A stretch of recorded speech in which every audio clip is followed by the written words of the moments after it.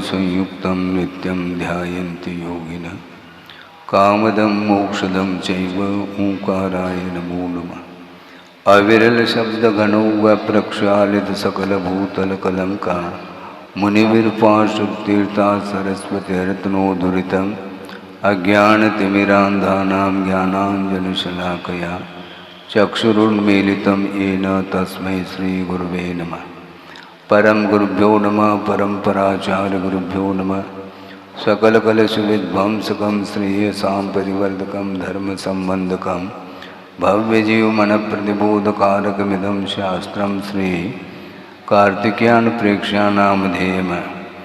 अस्य मूलग्रन्थकर्तार श्री सर्वज्ञदेवाः तदुत्तरग्रन्थकर्तार श्री गणधरदेवाः प्रतिगणधरदेवाः तेषां वचोनुसारमासाद्य श्रीमदाचार्य प्रवर श्री कार्तिकेय देवैर्वर्षितं मंगलम भगवान वीरो मंगलम गौतमो वने मंगलम कुंदकुंदाद्यो जैन धर्मोस्तु मंगलम सर्वमंगलमांगल्यम सर्वकल्याणकारकं प्रधानं सर्वधर्माणां जैनं जयतुशासनं कोटिशतं द्वादशैव कोटो लक्षाणि शेतेष्टधिकानि चैव पञ्चाशदष्टोच सहस्रसङ्ख्या तत्श्रुतं पंचपदं नमामि।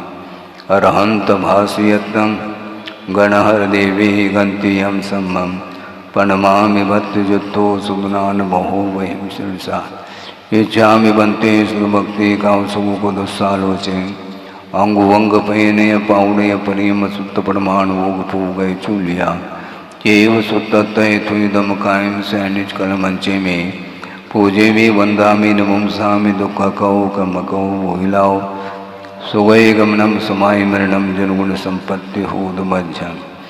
अतः पौर्वाणिक स्वाध्याय वेलायाम श्रीमदाचार्य भक्ति का यो सर्गम करोमि।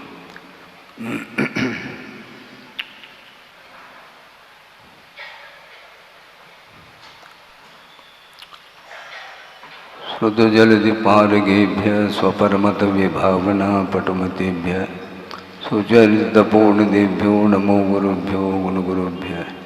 छत्तीस गुण समग्रे पंचम्याचार करण संदर्शे शिष्यानुग्रह घुसले धम्मायिरे सदा बंदे गुरुवत्य संजमेन तरंत संसार सायरं घोरं चिन्नन्ते अट्टकं मम जन्मन मरणं न पावेन्ति ये नित्यं व्रतमन्त्रहोम निरता ध्यानाग्निहोत्राकुला षट्कर्माविरतास्तपोधनगना साधुक्रिया साधव शीलप्रावरणा गुणप्रहरणा चन्द्रार्गतेजोदिकाः मोक्षद्मार्गपाठपाठनभटाः प्रीणन्तु मां साधव गुरुवः पान्तुनो नित्यं ज्ञानदर्शननायकाः चारित्राणवगम्भीरा मोक्षमार्गोपदेशकाः इच्छामि बन्ति आयुर्मति कांसुमुकुदस्सालोचे सम्मनान समनसन समचलजुत्तानं पंचम्याचाराणाम् आयर्यानम् आयारादि स्मरणानुपदेशानम् उपध्यायानं तिरयनुगुणपालुरयानं सौसानं सैनिचकलमंचे में पूजे में वंदामि नमुंसामि दुख कौ कम कौ भोइलाओ सुगय गमनम समाय मरणम जनगुण संपत्ति होद मध्यम तिहुवन तिलयम देवं वंदिता तिहुवनिंद परिपूज्यम ओचम अनुपेहावो भवीय जनानंद जननी वो।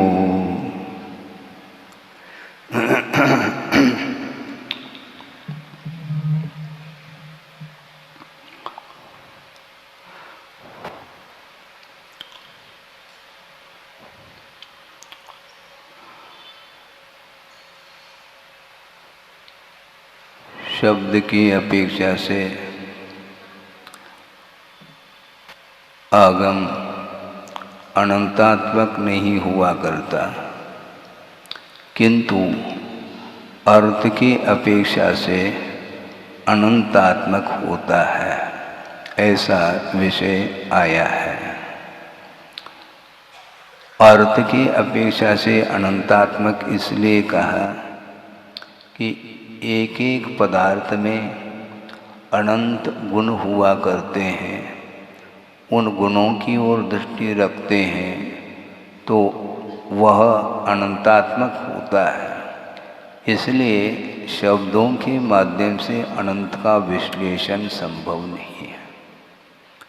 यहाँ तक कि दिव्य ध्वनि में जो विषय आया है वह भी अनंतात्मक नहीं आया, क्योंकि अनंत के रूप में जो आता है वह शब्दातीत होता है, ऐसा आगमकारों ने कहा है। इसलिए शब्दों के माध्यम से हम विश्लेषण करने के लिए बैठ जाते हैं तो कुछ ही पदार्थ का जो अंश है उतना ही विश्लेषण में आता है। इसलिए पहले भी ये विषय आया था कि हम और आपके अंदर ही जिज्ञासा उत्पन्न होती है, ऐसा नहीं, गणधर परमेष्टि के लिए भी जिज्ञासा उत्पन्न होती है, ऐसा आगमकारों का कहना है।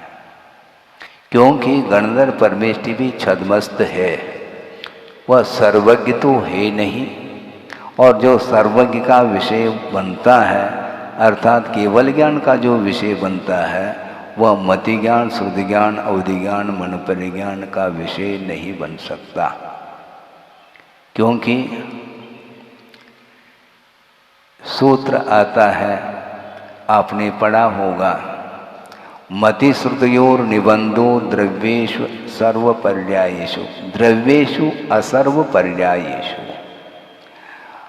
मति ज्ञान और श्रुति ज्ञान का जो विषय संबंध है वो समस्त द्रव्य तो बन सकता है, किंतु उसकी कुछ ही पर्यायों को वह अपना विषय बना लेता है। उसमें श्रुति ज्ञान को भी शामिल किया है। इसलिए गणधर परमेष्टि के पास श्रुत ज्ञान है क्या केवल ज्ञान है? श्रुत ज्ञान है, और श्रुत ज्ञान की परिपूर्णता है, क्योंकि द्वादशा की रचना उन्होंने ही की है। द्रव्यात्मक जो आगम है, जो द्वादशांगात्मक है, उसकी रचना उन्होंने ही की है, किंतु वह श्रुत ज्ञान अनंतात्मक नहीं है। इसलिए वह शब्दातीत जो ज्ञान होता है वह अनंतात्मक होता है। इसलिए स्वाभाविक रूप से जिज्ञासाएं प्रत्येक व्यक्ति के भीतर वह उत्पन्न होती है। ये स्वाभाविक है, क्योंकि वह अनंत को जान नहीं सकता, और जो अनंत को जानता है वह कथन नहीं करता। अभी 2-3 दिन पहले स्पष्ट किया था, इसलिए बार बार दोहरा रहा हूँ, क्योंकि अनुप्रेक्षा है। विस्मृत हो जाता वह विषय। जो सांसारिक जो विषय हैं वो संसारी प्राणी भूल नहीं पाता। क्यों? क्योंकि वह आज के संस्कार नहीं, अनंतकालीन संस्कार हैं, और वो मोहजन्य संस्कार हैं, वह डिलीट नहीं हो पाते हैं। सोचो, विचार करो, बार बार सोचना चाहिए, आखिर मन इस प्रकार क्यों सोचता है, स्वभाव की ओर क्यों नहीं जा पाता है? क्योंकि स्वभाव की उपलब्धि हुई नहीं अभी तक, इसलिए वहाँ तक जाने में उसको कठिनाई हो रही है। जिसका परिचय जितना हो चुका या हो रहा है वह कभी भी विस्मृत नहीं होता, और जिसका अभी तक एक बार भी परिचय नहीं हुआ है अथवा संवेदन में वह विषय नहीं आया है, तो उसको लाने के लिए बड़ी कठिनाई होती है। और निरंतर उसके लिए उस ओर दृष्टि जाते हुए भी वह दृष्टि वह कुछ सीमा को लेकर के ही जाती है। आपके पास आंख है कि नहीं है? रोशनी है कि नहीं? बोलो, है? कहाँ तक देख सकते हैं आप? एक सी बात, केवल ज्ञान रूपी ज्योति के द्वारा तो विश्व देखने में आ रहा है, किंतु आपके आंखों में जो रोशनी है, ज्योति है, उसके माध्यम से सीमित पदार्थों का ही ज्ञान होता है। इसलिए अभी अभिमुख नियमित बोधन इस प्रकार विषय आया था धौला में, उसका स्वाध्याय चल रहा है। मति ज्ञान का जो विषय बनता है वह अभिमुख होना चाहिए और नियमित होना चाहिए। भिन्न भिन्न इंद्रियों के विषय भिन्न भिन्न होते हैं, इसलिए चक्षु इंद्रिय का जो विषय बनेगा वो रूप बनता है, गंध नहीं बन सकता। तो चक्षु इंद्रिय जन जो मति ज्ञान है वह चक्षु इंद्रिय संबंधी ही ज्ञान कराएगा, न कि घ्राणेन्द्रिय और अन्य इंद्रिय संबंधी उस इंद्रिय के द्वारा ज्ञान नहीं हो सकता। इसी को बोलते हैं नियमित, बोलते हैं निश्चित है। ये नियमित का अर्थ क्या? निश्चित है। अपने अपने इंद्रियों के जो विषय हैं वह निश्चित हैं, उसी को नियमित बोलते हैं। अनियमित संभव नहीं है। रसनेन्द्रिय के द्वारा ही स्वाद आएगा। रसगुल्ला वहाँ रखी गई है और उसका स्वाद आप लेओगे, संभव नहीं। वह चक्षुन्द्रिय का तो विषय बन रहा है, किंतु वह रसनेन्द्रिय का विषय बन कैसा सकता? हाँ, ये ठीक है, उसके कुछ कण आ गए और आपके मुख में प्रविष्ट हो गए मान लो, तो स्वाद आने में कोई बाधा नहीं है। क्योंकि चक्षु इंद्रिय और मन जो है ना, ये सन्निकर्ष को लेकर के ज्ञान नहीं होता है। सन्निकर्ष का अर्थ संबंध होता है। जिस प्रकार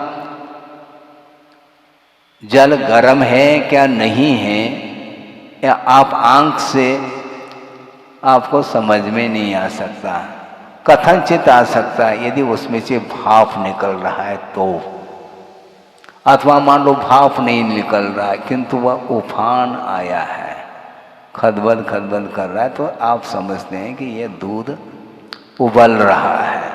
वो आंखों का विषय बन सकता है, किंतु कितना टेम्परेचर है इसको नापने के लिए स्पर्शनेन्द्रिय का ही विषय बनता है, अन्य इंद्रिय का विषय संभव नहीं। इसी प्रकार जो रसनेन्द्रिय का विषय है वह 5 प्रकार का रस है, घ्राणेन्द्रिय का विषय 2 प्रकार का गंध है, कर्णेन्द्रिय का जो विषय है वह 7 स्वर है, स्पर्शनेन्द्रिय का विषय 8 प्रकार का स्पर्श है। ये सारे नियत विषय को लेकर की चर्चा कर रहे हैं। इसलिए अभिमुख नियमित बोधनम आविनिबोधिकम ऐसा कहा। मति ज्ञान का जो विषय बनता है वह तदिंद्रियान इंद्रिय निमित्तम, वह इंद्रिय और मन से ही उत्पन्न होता है, अन्य और कोई भी साधन उसके लिए नहीं। श्रुत ज्ञान का विषय अलग है और मति ज्ञान का विषय अलग है। तो इसीलिए ये सीमित वस्तु को ही ग्रहण करने की क्षमता रखता है। इसी प्रकार जो कर्णेन्द्रिय का विषय 7 प्रकार का स्वर अर्थात शब्द बोला है, वो शब्द के माध्यम से शब्दातीत पदार्थ का ज्ञान होना संभव नहीं है। और हमारे अंदर जिज्ञासाएं हमेशा बनी रहती है, उसका समाधान करना अत्यंत कठिन है गणधर परमिष्टि के लिए। और हम क्या समाधान दे सकते हैं किसी के विषय को? संभव नहीं। हम घंटों भी समय दे दें किंतु हम समझा इसलिए नहीं पाएंगे क्योंकि वह शब्दातीत जो ज्ञान है और शब्दों के द्वारा उसका बखान संभव नहीं है। इसलिए द्वादशा की रचना करने वाले जो गणधर परमिष्टि हैं उनके अंदर भी जिज्ञासाएं उत्पन्न होती हैं, क्योंकि पूरा का पूरा दिव्य ध्वनि का वह विषय द्वादशांग में पूरा नहीं आया है। हाँ, द्वादशांग में जो विषय आया है उसका अनंतवा भाग ही गणधर परमेष्टि ने अपने बुद्धि का विषय बनाया है और वो भी द्वादशांगात्मक है। तो उससे अनंत बहुभाग जो है वह दिव्य ध्वनि का विषय है और उससे भी अनंत गुना जो है केवल ज्ञान का विषय बनता है, जो कि वह अमूर्त पदार्थ को भी वह विषय बना लेता है। हम मूर्तिक एक द्रव्य को भी आप नहीं जान पाओगे, ध्यान रखो। आपके पास है क्या ज्ञान? और हम फिर भी छाती फुलाते हमारे पास इतना ज्ञान है। बैठो शांति से। गणधर परमेष्टि के लिए भी ज्ञान पूरा नहीं हो पा रहा है, तो हम और आपके लिए पूरा ज्ञान कहाँ हो सकता? फिर भी हम लगे हैं घंटों समझाने के लिए। आचार्य कहते हैं बैठ जाओ, समझाओ नहीं, ज़्यादा समझने का प्रयास करो, ऐसा कहते हैं। गुरुदेव ने ये कहा ज़्यादा नहीं समझाते, खुद समझो, फिर बाद में दूसरे को समझा सकोगे कथनचित। क्यों कथनचित इसलिए कहा जा रहा है कि मान लो सामने वाले की क्षमता ही नहीं समझने की, तो आप क्या समझा सकोगे? है? योग्यता भी कोई चीज है क्या? नहीं है? पहली कक्षा का छात्र है, उसके हाथ में एमए की किताब पकड़वा दी आपने, पढ़ लेगा ना? अब पढ़ तो लेगा, क्योंकि एबीसीडी तो उसको आती है, अक्षर जानता है, बस इतना ही। किंतु उस अक्षर का क्या मीनिंग है, इसको समझने के लिए उसको एमए कक्षा में प्रवेश पाने की आवश्यकता है। उसी प्रकार केवल ज्ञान के माध्यम से जो भी ज्ञान हमें जानने में आता है, तो केवल ज्ञान होने के बाद आना है। अभी तो बैठ जाओ शांति से, है? हम कहते सुनो, ये कहना भी एक औपचारिक है, क्योंकि क्या सुनेगा वो, और हम क्या सुना रहे हैं? गणधर परमेष्ठी भी असमर्थ पा रहे हैं अपने आप को। एक द्रव्य का भी विश्लेषण पूर्णतः गणधर परमेष्ठी भी नहीं कर सकते हैं। इसको बोलते हैं ज्ञान की, अपने पदार्थ की अनंतता। एक पदार्थ के भीतर जब अनंत गुण है, गुण का कोई अंत नहीं है, तो उसका विश्लेषण शब्दों के माध्यम से कैसा संभव है? नहीं। इसलिए आचार्य कहते हैं फिर करना क्या है महाराज? वो ये कहना चाह रहे हैं, जितना प्रयोजन है उतना जान लो, और प्रयोजन वो तत्व का ज्ञान नहीं हुआ है तो परेशानी है। अन्य पदार्थ का हमें ज्ञान हो न हो, हमें कोई विकल्प नहीं, किंतु छोड़ने योग्य क्या, ग्रहण करने योग्य क्या, इसका परिज्ञान हो जाना चाहिए। और इतना भी यदि परिज्ञान नहीं है तो उसको समझाया नहीं जा सकता। और जानने के उपरांत भी वो छोड़े अनिवार्य नहीं। छोड़ना ये ज्ञान का कार्य नहीं। ज्ञान तो हो गया, ये छोड़ने योग्य है, ये ग्रहण करने योग्य है, पर्याप्त हो गया ज्ञान। इसके बाद भी यदि नहीं छोड़ा जा रहा है तो वह कहता है कि वह मोह है, और मोह समाप्त हो जाएगा तो अपने आप ही आप छोड़ दोगे। क्या करना महाराज? करना क्या है? जो कर रहे हैं वो नहीं करना, बस इतना है। क्योंकि शॉर्ट में यदि हम कुछ समझाना चाहेंगे तो हम इतना ही समझा सकते हैं। क्या करें महाराज? अभी जो कर रहे हैं ना, या तो ये कह दो कि हम जो कर रहा, मैं जो कर रहा हूँ वो ठीक कर रहा हूँ, तो हमें उपदेश देने की कोई आवश्यकता नहीं है। यदि ठीक नहीं कर रहा हूँ ऐसा कह दोगे तो उसको छोड़ दो, फिर बाद में हम बताएंगे। क्योंकि जब तक स्लेट को साफ नहीं किया जाएगा तब तक उस पर हम लिख नहीं पाएंगे। स्वयं की जो धारणाएं बनी हुई हैं उनको डिलीट करने की आवश्यकता है, उसके बिना वह आगम के अनुरूप धारणा बन ही नहीं सकती। इसलिए धारणा बनाने के लिए जो पूर्व धारणाएं जो बनी हुई हैं नेचुरल रूप से, उसको आप डिलीट करो, तब हम कुछ लिख पाएंगे। गुरुदेव का ये कहना है, कोरा यदि स्लेट होगा तो उस पर हम लिख पाते हैं, नहीं तो नहीं। या तो पहुंचना पड़ेगा, तो हम पहुंच नहीं पाएंगे। और आपका मनरूपी जो स्लेट है वह भरा हुआ है, और उसको हम डस्टर के माध्यम से उसको वॉशिंग, उसको पहुंच नहीं पाएंगे। तो आपको पहुंचना है, तो फिर हम जो कहेंगे अर्थात आगम के अनुरूप जो कहा जाएगा वह धारणा का विषय बन सकता है, अदरवाइज नहीं।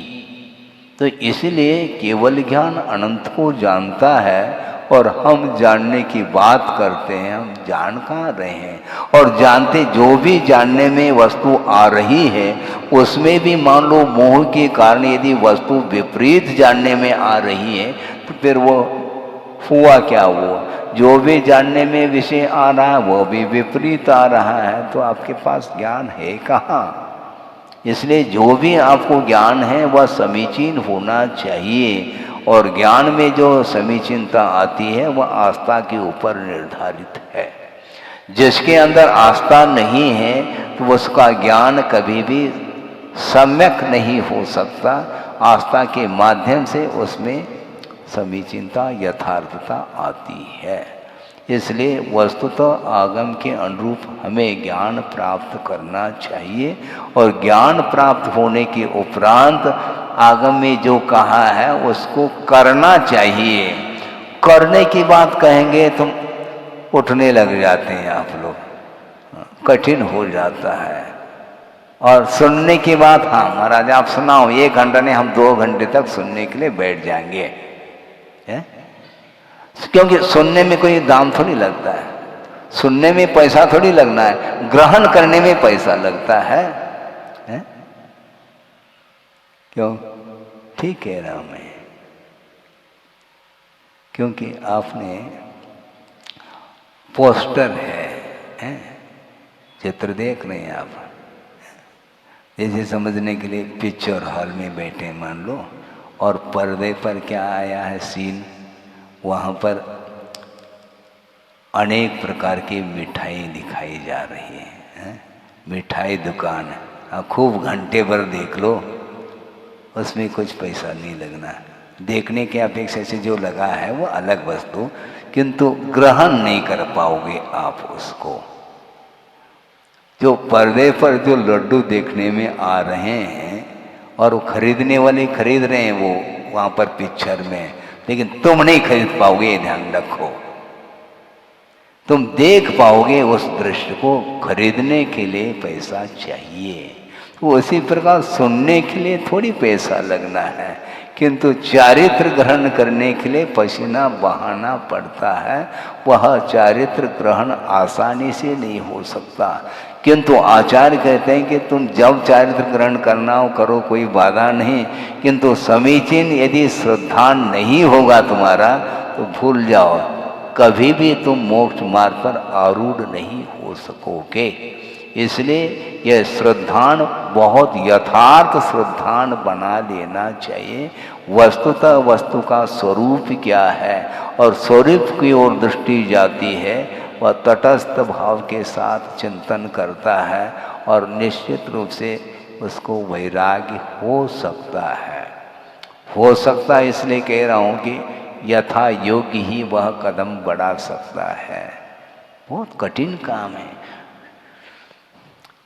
आप लोग कोई चारित्र को ग्रहण करते हैं तो वह देखने में आ जाता है, लेकिन पशुवादी वो भी ग्रहण कर लेते हैं, पक्षी वगैरह भी जो है ना चारित्र को ग्रहण करते हैं।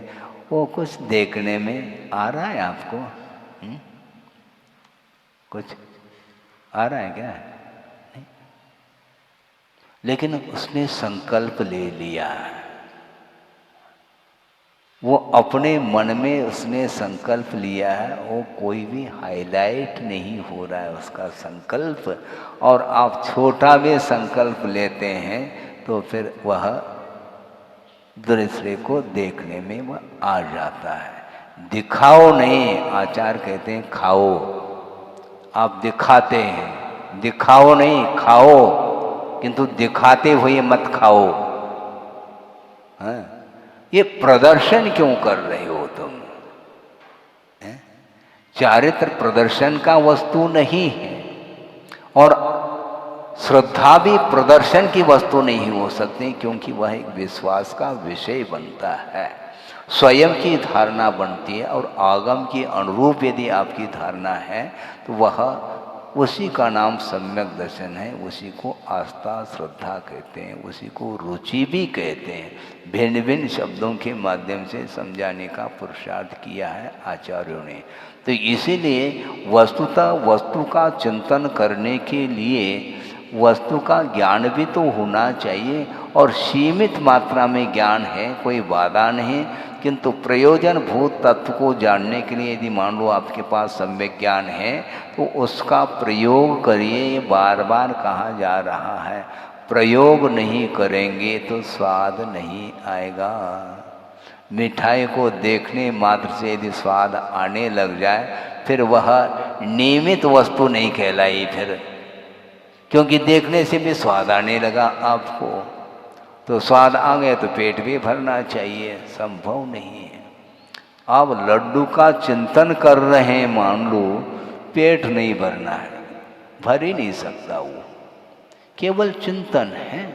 उसी प्रकार मान लो वस्तु तत्व का आप चिंतन कर भी रहे हैं, किंतु ग्रहण करने की अपेक्षा से अथवा धारण करने की अपेक्षा से यदि चिंतन नहीं है तो वह केवल ज्ञान का ही आयाम माना जाता है, उसमें चारित्र का अंश नहीं आया है। और बगैर चारित्र के कभी भी कल्याण न हुआ न होगा। जहाँ सम्यक चारित्र है वहाँ पर सम्यक दर्शन भी है और सम्यक ज्ञान भी है, किंतु जहाँ पर सम्यक दर्शन और सम्यक ज्ञान है वहाँ पर चारित्र हो भी सकता और नहीं भी हो सकता है। गृहस्थ अवस्था में सम्यक दर्शन है, सम्यक ज्ञान है, किंतु चारित्र नहीं है। बार बार मैं विचार करता हूँ, आखिर वह उस ज्ञान की क्या उपयोगिता है जो आचरण के काम में ना आए? उसकी क्या उपयोगिता? मात्र श्रद्धान पर हुआ, हालांकि श्रद्धान भी बहुत दुर्लभतम वस्तु है।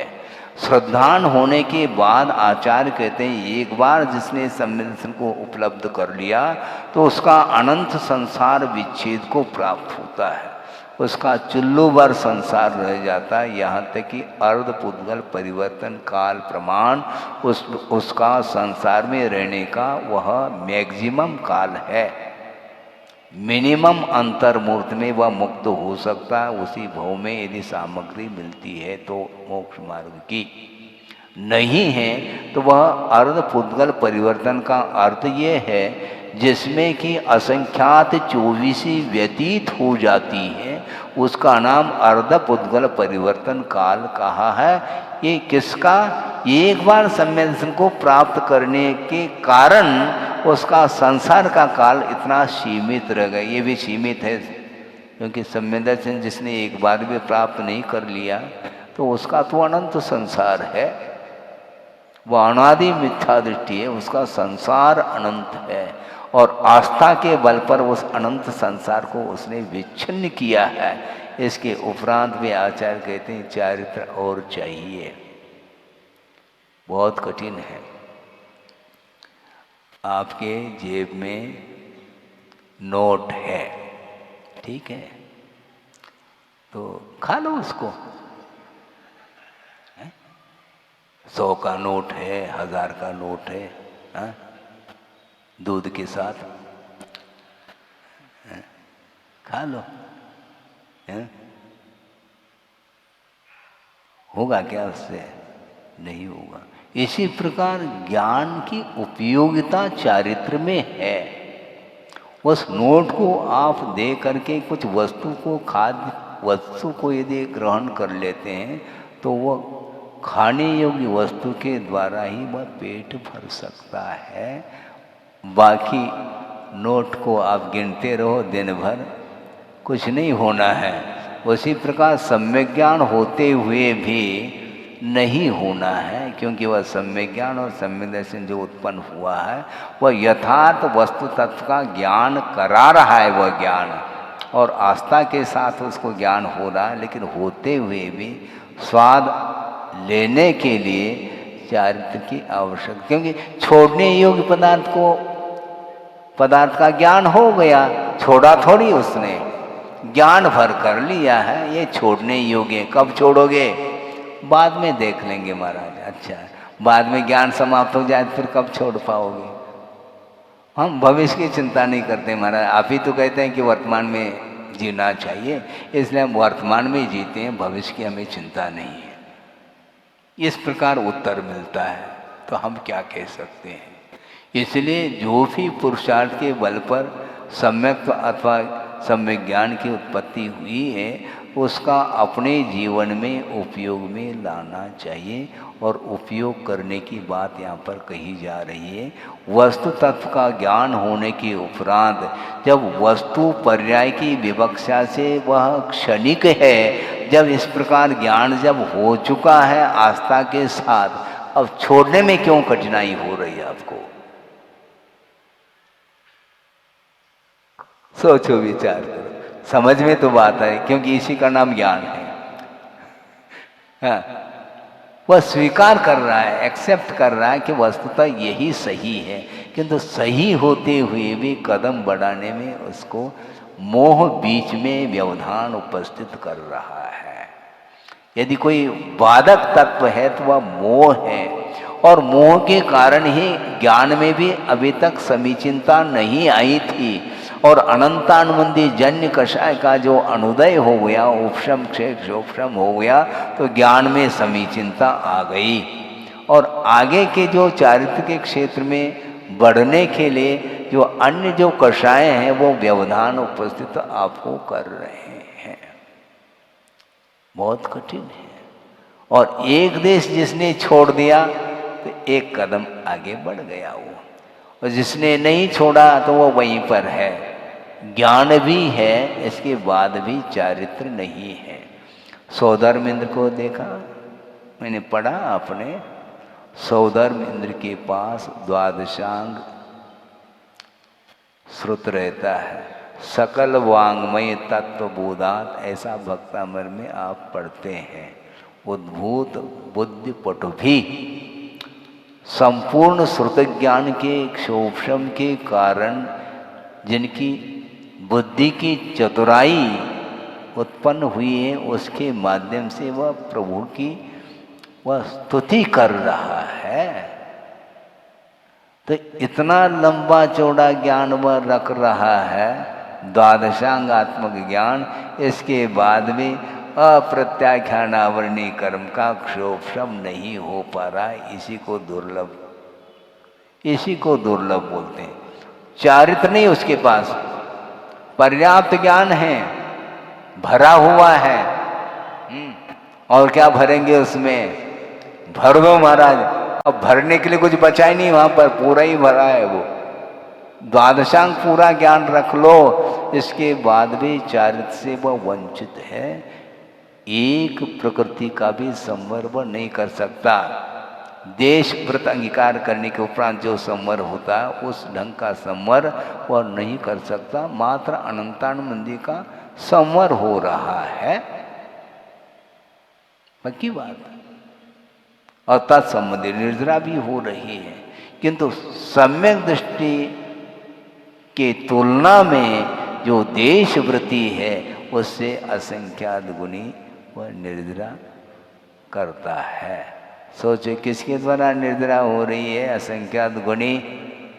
गुणी अर्थात क्या है, वो गुणी नहीं खाने की, गुड़ की गुणी, वो गुणी नहीं, गुणी अर्थात गुणित क्रम से वह निर्जरा कर रहा है, असंख्यात गुणी। अग्र सम्य दृष्टि की अपेक्षा से कौन, देश वृत्ति। एक देश जिसने पांचों पापों का त्याग कर दिया है, वह देश वृत्ति माना जाता है, संयमा संयमी माना जाता है। वह उसकी अविरत सम्य दृष्टि की अपेक्षा असंख्यात गुणी निर्जरा कर रहा है। सोचो विचार करो। क्षायिक सम्यक दृष्टि भी हो सकता है, सौधर्म इंद्र, इसमें कोई बाधा नहीं है हमें, लेकिन अप्रत्याख्यानावरणी कर्म का क्षोभम संभव नहीं है। इसको बोलते हैं दुर्लभ से दुर्लभ। ये सब दुर्लभताएं हैं, सुलभता से आप प्राप्त नहीं कर सकते हैं। सम्यक दर्शन भी सुलभता से प्राप्त नहीं किया जा सकता, तो चारित्र को भी सुलभता से आप प्राप्त नहीं कर पाओगे। प्राप्त करने के भाव रखते हुए भी वह ऐसी स्थिति है। अब इसमें स्वतंत्रता है क्या परतंत्रता, हमें थोड़ा सा पूछना चाहते हैं। आप स्वतंत्र है क्या परतंत्र? महाराज भारत तो स्वतंत्र हो गया, भारत तो हो गया, लेकिन तुम चारित्र के क्षेत्र में स्वतंत्र हो क्या परतंत्र हो? स्वतंत्र है, किंतु ग्रहण क्यों नहीं कर पा रहे हैं? हमारी क्षमता नहीं महाराज। अच्छा, तो सम्यक दर्शन को प्राप्त करने की क्षमता कहाँ से आ गई तुम्हारे अंदर है? उसमें कोई पुरुषार्थ किया क्या नहीं तुमने? नहीं। डॉक्टर इतना ही कर सकता है, नाड़ी देख करके बता दिया कि तुम्हारे लिए अमुक रोग है और ये लिख करके दे रहा हूँ औषधि लेने के लिए, इसको ले लेना। लिया क्या नहीं लिया जा करके देखेगा क्या डॉक्टर? ये काम करेगा क्या? हजारों पेशेंट उनको देखना है, तो हमने लिख करके दे दिया, लेना हो तो लीजिए। अब बोलते हैं देना हो तो दीजिए जन्म जन्म को साथ, तो लेना हो तो लीजिए, नहीं लेना तो ओम शांति आए, एज यू लाइक वाली बात है। आपकी मर्जी। इसमें भी ताली बजा रहे हैं आप। आप क्या ताली बजाने का अर्थ क्या है, समझो तो सही। हाँ, कि केवल हैबिचुअल है ताली बजाना, क्या है ये? हाँ, आप यदि उसको स्वीकारता देना हो तो देओ, नहीं देते हैं तो हमें कोई भी विकल्प ही नहीं। क्योंकि आचार्यों ने कहा कि केवल ओनली कर्तव्य, ड्यूटी, केवल कर्तव्य कर लिया, चले गए। महाराज फिर आपको कुछ मिला क्या? नहीं, हमें खूब मिला है। हमारी दुकान तो चलती है, क्योंकि इस एक व्यक्ति ने भी ग्रहण नहीं किया। महाराज नहीं करने दो, हमें कोई गम नहीं, क्योंकि हमारा उपयोग धर्म ध्यान में लग गया। क्योंकि आप आएंगे तब भी हम स्वाध्याय करेंगे, आप नहीं आएंगे तो जहाँ बैठ जाते वहीं पर शास्त्र खोल करके स्वाध्याय कर लेते हैं। और रात में शास्त्र भी नहीं खोलते हैं, दिन में खोल करके जो पढ़ा है उसी को मनन चिंतन करते हैं। अनुप्रेक्षा के माध्यम से हमारा स्वाध्याय रात में भी होता है, दिन में भी होता है। तो स्वाध्याय के माध्यम से हमें तो लाभ ही लाभ है। आपको यदि मिलता है तो अच्छी बात है, नहीं है तो हमारे लिए कोई भी लॉस नहीं, प्रॉफिट ही प्रॉफिट है। हाँ। और महाराज फिर हमारे कोई चिंता नहीं है क्या आपको? क्यों नहीं है? आपकी चिंता है तभी तो 1 घंटा दे दिया तुम्हें। 1 घंटा जो दिया है ये बिना चिंता के दिया है क्या? आज समझ क्या रहे हैं आप? आपकी चिंता तो आप नहीं भी आओगे तो भी चिंता कर सकते हैं, किंतु पर्टिकुलर नहीं। सुखी रहे सब जीव जगत के, ऐसा कहा तो बाकी तो राम वाले भी सुखी हो जाएंगे ना, कि इसमें क्या दिक्कत है? नाम लेने से क्या प्रयोजन है हमें? बिना नाम लिए पूरी विश्व का कल्याण हो, भगवान सब दुख से ऊपर उठ जाए, सबको मोक्ष प्राप्त हो, ये भावना हम भाते हैं। उसके माध्यम से आपका कल्याण होना हो तो आपकी योग्यता के ऊपर निर्धारित है। और उसके इस प्रकार की भावना भाने से हमें तो पुण्य का अर्जन होगा, पाप कर्म की निर्जना होगी, हमारे लिए प्रॉफिट है। चाहे हम 10 मिनट दे दें या 15 मिनट दे दें या घंटा दे दें, दिन भर देते हैं, हमें कोई निरंतर श्रवण जो है वह धर्म ध्यान में ही जीवन व्यतीत करता है। इसलिए उसके लिए कभी भी कर्म का बंध नहीं हो सकता अपनी भूमिका के अनुरूप। इसलिए प्रत्येक व्यक्ति वस्तु तत्व का चिंतन करते हुए वह अपने वस्तु स्वरूप को समझने का यदि पुरुषार्थ करता है, निश्चित रूप से अनित्य भावना की सार्थकता सिद्ध होती है। इतना ही पर्याप्त है। बोधि समाधि परिणाम शुद्धि स्वात्मोपलब्धि शिव सौख सिद्धि चिंतामणिम चिंतित वस्तुदाने त्वां वंदमानस्य ममास्तु देवी। परम पूज्याचार्य गुरुवर श्री विद्यासागर जी महाराज की